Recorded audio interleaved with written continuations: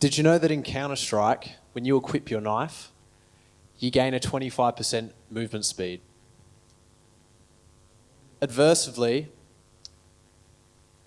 when we communicate with others, with the lack of physical presence, we lose 75% of the information that we try and convey to others.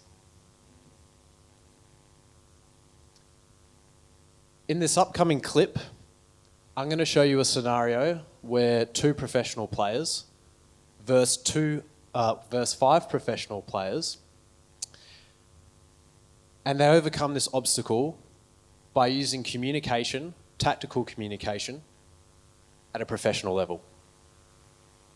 Okay, this is Justin and Russell talk top in the window, okay? And then you walk on the ground, you fake PE, and you try to push window. Yeah, okay? This is behind you.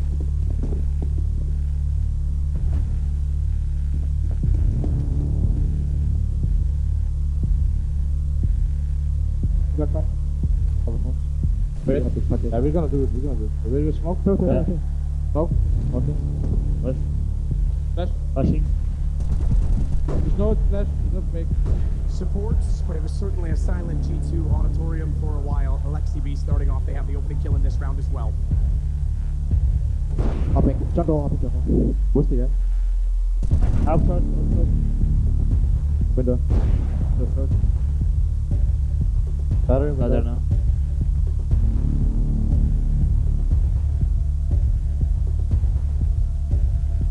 Shadow also too.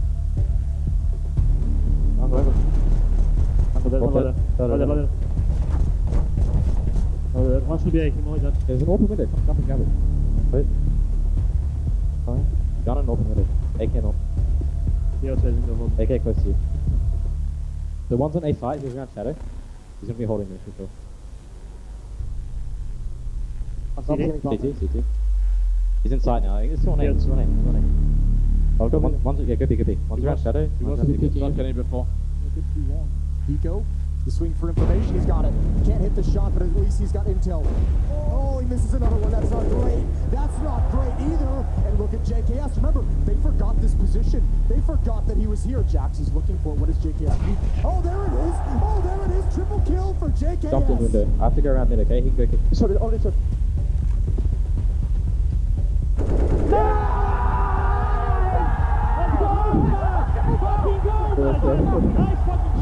Nice fucking shot! Okay.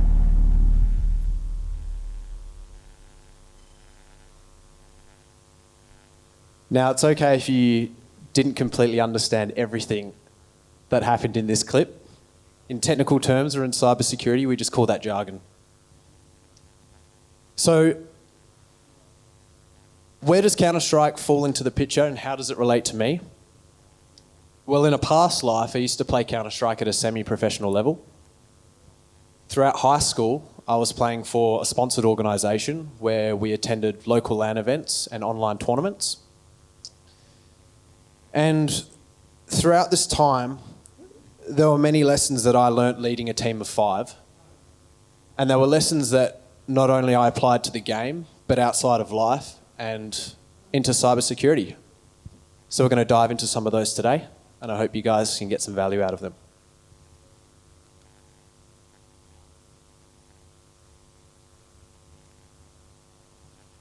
The first concept I want to talk today is about finding common ground.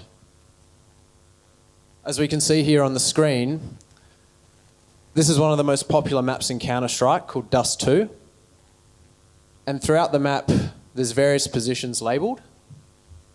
And with these positions, if you haven't noticed already, they're actually quite short, sharp, precise, and to the point. In terms of naming conventions, you've got things like cat, upper B, pit, long A, ramp.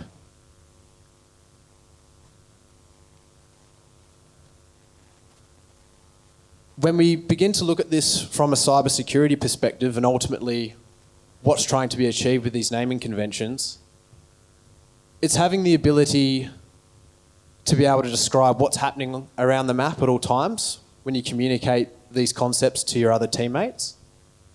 And it's also to draw a perspective of what's happening, say, if you're defending A side or if you're defending B side. When we begin to look at this from a cybersecurity perspective, it's all about considering different perspectives about what's going on. And this type of approach is really crucial when it comes to us working with our clients and working with our teammates and understanding what they might be going through, what challenges they might be facing, and how that impacts them as an organisation. Having the ability to be able to back up your explanations as well is really important. And this comes through the use of diagrams. It could be high-level designs. It could be references to technical documentation. All of these things help paint a picture of what's going on and how you're explaining that to someone else. Actively engaging for feedback, as we saw in the last clip. Asking what's happening. Asking whether or not whoever it is that you're talking to, whether it be a client or a colleague, actually understood what it was you were trying to convey. Which alludes to never being afraid to ask questions. So if you feel like you're about to leave a meeting, whether that be a virtual meeting or an in-person meeting, and you feel like there's just that nagging question at the back of your mind, never be afraid to ask that question. It's better to ask it there and then.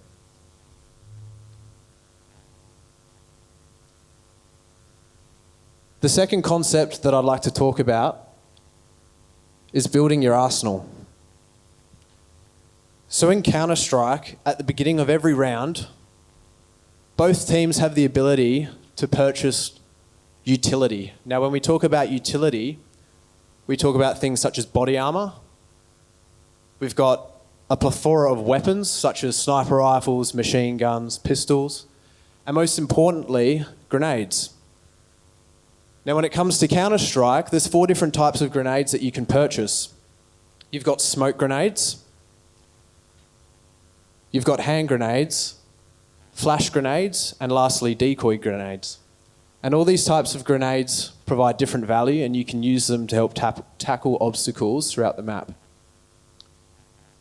If we focus in particular on smoke grenades, as we saw in the previous video,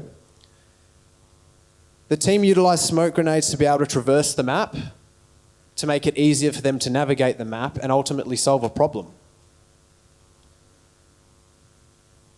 When we begin to translate this to cybersecurity, being able to solve problems is a very important aspect, but in able to do so, you need to have that utility to back yourself up.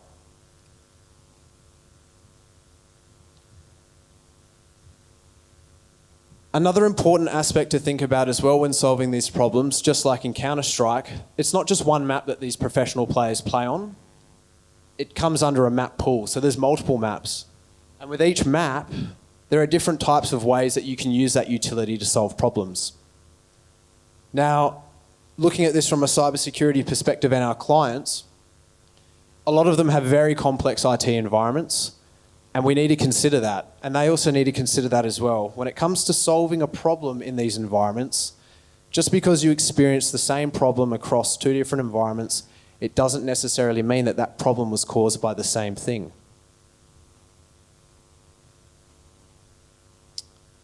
So it's really important when it comes to solving those problems that you don't just instantly relate it back to whatever it was that you solved previously. You can still take that into consideration, but ensure that you have a back to basics approach and that you don't just rabbit hole down a tunnel to try and find that solution straight away.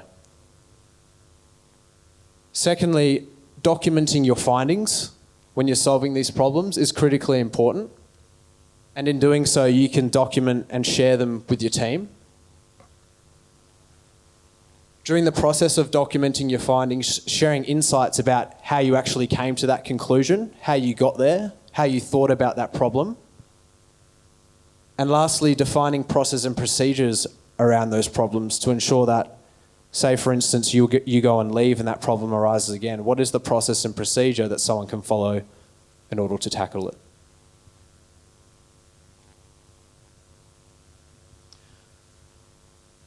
So in Counter-Strike, a team consists of 5 players, each of which have their own unique and individual roles. These roles consist of a sniper, an entry fragger, And what I mean by entry fragger is someone who attacks the bomb site first when you go in to attack a site. You have a support fragger. They're the person who goes in behind them. They'll throw a grenade, maybe a flash grenade to help stun the enemy before the entry goes in. You've got a lurker, someone who gets sent out into the map to gain more visibility and more information about what's going on. And lastly, you have an in-game leader. So they're the ones that ultimately call the shots and make the decisions about what's going to happen that round.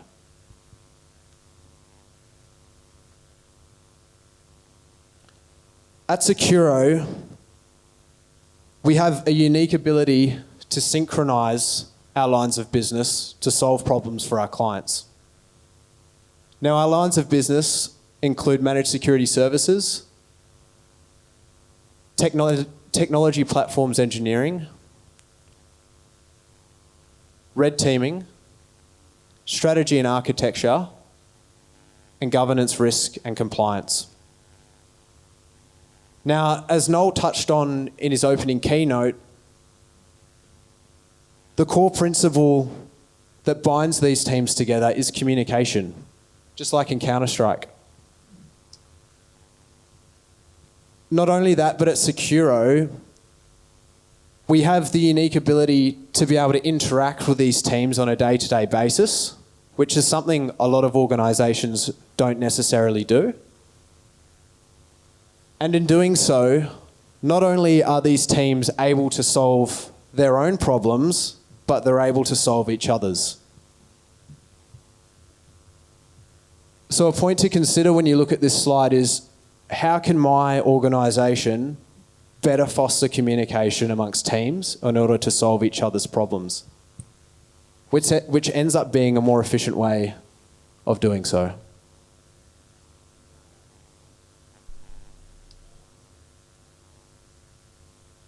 Another core principle of Counter-Strike that we see is adapting to the play. As situations change in real time in Counter-Strike across the map, being able to develop counter strategies and read what your enemy is doing, changing loadouts, for instance, a particular weapon might not be working for you at a particular site and you might go, oh, I need to switch to a different type of machine gun. Adjusting positions, maybe you're getting caught off guard in the same spot every round and it's time to switch things up. And adapting to economy. When we translate this to cybersecurity, understanding and analysing security threats, expanding your toolset, adjusting your security posture, and adaptive budgeting, you can begin to adapt to these types of challenges that most, if not all, organisations face. In this next clip, I'm going to show you how a professional team in Counter-Strike were able to utilise an in-game mechanic in a way that has never been seen before.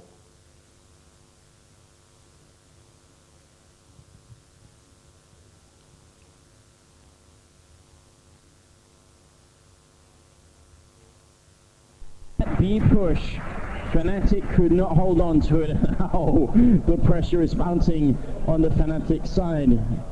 This here from MBK getting 2 for 1 like that and then leaving it up for Shoxy. Both of them so wounded on Fnatic and wounded in real life as well. They look shattered right now. Fnatic, this is definitely, I mean, when you come off of a streak like they've had, dominating every LAN final for the past month, just looking untouchable, coming into the major. Whilst this clip plays, I want you to pay attention to the scoreboard at the top here. So from this point of view, we're viewing the team that's currently down by 10 rounds. This is incredible. I mean, for Fnatic to not get this boost working in the pistol round, having this... What's actually happening in this clip is called a boost, and that's when you jump on top of another player's head in order to be able to gain a height advantage and begin to see over other obstacles around the map. What was so special about this boost is that it utilised 3 players in order for it to happen. He doesn't even show himself. And what I'm wondering is... And this particular player was actually standing on an object that wasn't actually there. And so they were just almost floating off the wall. I have no idea why. I think he must have been looking at somebody else's monitor just in that second. It can't get worse than this, surely. Olofmeister is still waiting. The patience game coming out. He can spot them coming out of the squeak door as well. He's here. He sees them down there. Straight headshot. They have no idea. Smith's looking confused and dazed, and it's going to be a follow-up headshot. Olofmeister, you've got to be kidding me. Takes down Hiroshima as well. 2 frags there. Fnatic, that is a way back in, and that's definitely a huge confidence boost now for them, especially when they need it. But look, it's actually a double. It's teamwork. It's real teamwork that allows for this. It's a triple man boost. This is so cheeky. Now, when we relate this back to cybersecurity and we begin to think about innovation, they still are not sure. They're just getting fired. the industry as a whole, we're always trying to tackle what adversaries are doing, and ultimately we're trying to catch them off guard before they're able to actually get any value out of the attacks that they're trying to perform, whether that be exploiting data, exfiltrating systems. 20th round, auto sniper picked up on Olofmeister, and now I'm just wondering. And in this instance, because this is something that no one has ever seen before, the enemy team Let's see. I mean, are repeating the same patterns and still being taken out he hasn't even shown that he by the can same use it tactic. towards top of it like this. Fnatic, I mean, LDLC could run right through here. They may have never. Wait, are they jumping around trying to check? No, I think he's just showing. There it is. Olofmeister. It's raining down death from above. He's essentially just a god picking people out. Look at this field of view. He might as well be. There is no hope anymore.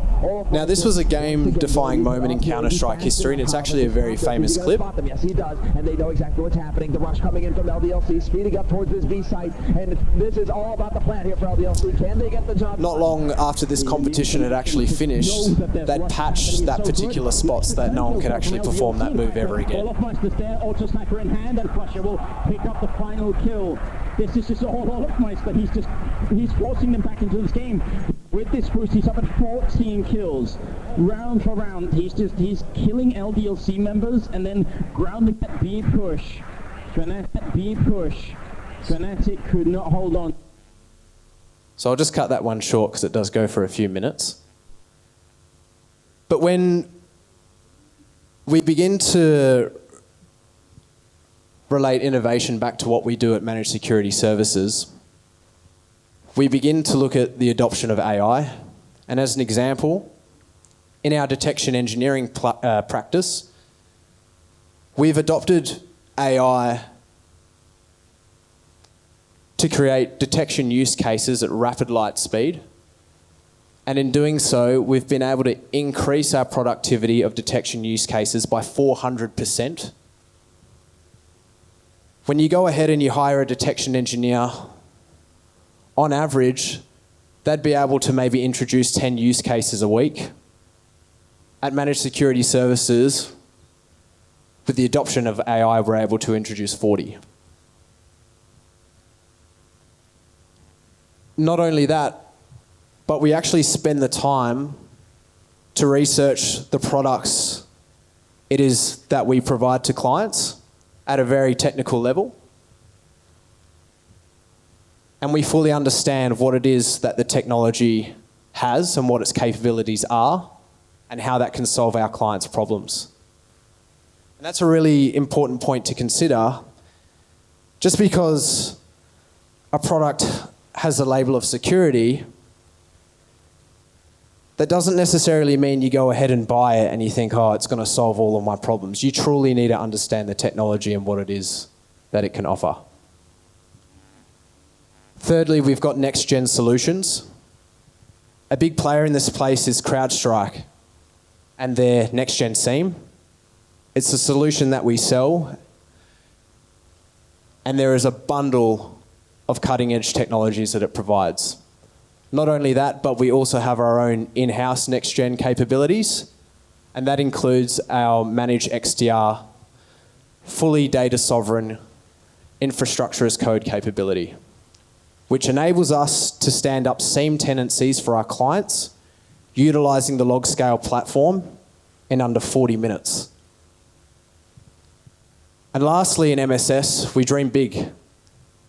We're visionaries. We think about the future and what we can provide for our clients, not just protecting today, but trusting tomorrow. Now, if you'd like to get your phones out, feel free to take a snap of this slide. These are some of the notes that I'd like you guys to take away with you today. Number one is building your arsenal by being prepared. Have that technical documentation ready. Have those processes and procedures defined. Find common ground through communication with your peers, with clients, with other teams throughout the business. Synchronize with teams and other lines of business. Help foster that environment. Promote adaptation to overcome obstacles. Drive innovation through experimentation. And last but not least, explore diverse skill sets beyond industry norms and try and bring in experiences outside of your professional career into your professional career. And with that, thank you.